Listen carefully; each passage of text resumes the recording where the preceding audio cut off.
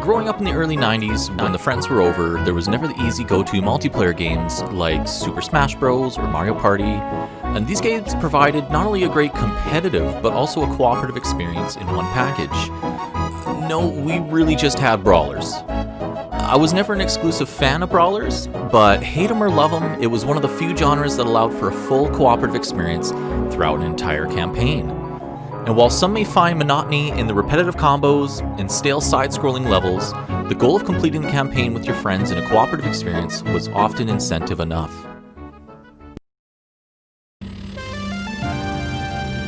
Streets of Rage is arguably one of the most iconic brawler series out there, and Streets of Rage 2 really brought the series to become a household name. Not Rage 3, that's just janky trash. The improved character design and refined combat mechanics made this a brawler you were excited to play with your friends. And now nearly 24 years later, multiple dev studios and Sega blesses us with Streets of Rage 4. Streets of Rage 4 really takes inspiration from the art direction of Streets of Rage 2 and is beautifully reimagined. This side-by-side shows how well some of these levels have actually been recreated. Now I could talk about how clean the character animations are, or the easy on the eye visuals, but what I really care to talk about is the food selection.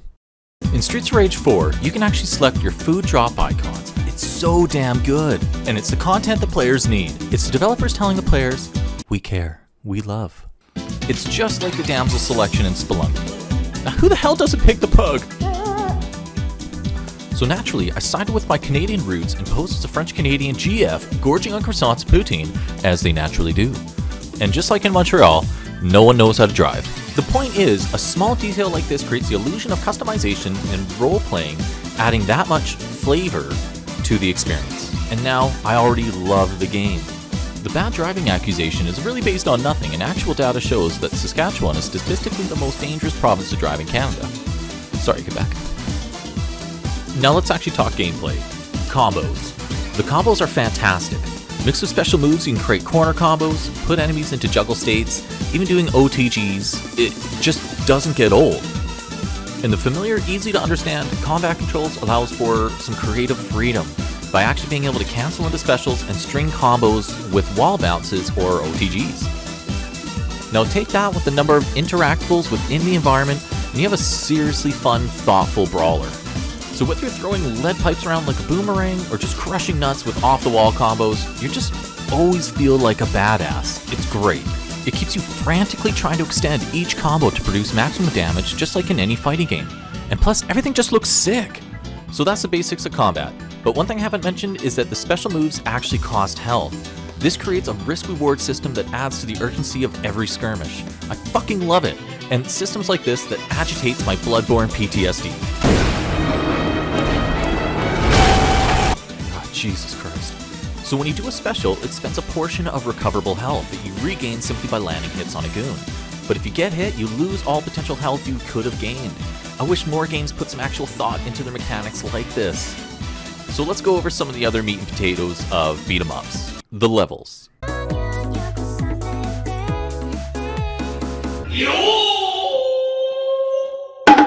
Every level's felt great. With 12 in total, I never felt like I was going through reused assets or a monotonous slog of never-ending side-scrolling.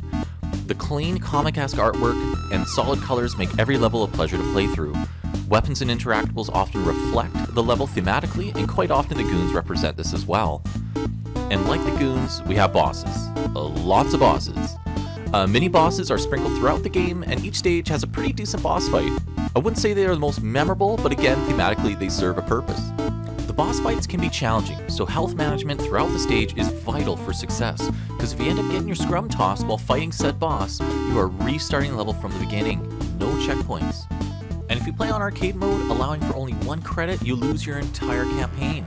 I love that this is included. It's such a great way to play with your friends and test each other's get good metric. Teaming up can really help if you're having trouble on your own with the bosses, and the online matchmaking makes this simple to do as you play through your campaign. Now before I forget, I want to talk about the unlockables and extras. As you play through the campaign, you will unlock story characters and earn a total score after all 12 stages. Get a high enough score and you can unlock retro characters in all of their 16-bit glory. These characters not only have different mechanics from the contemporary characters, but also carry over their fantastic super animations.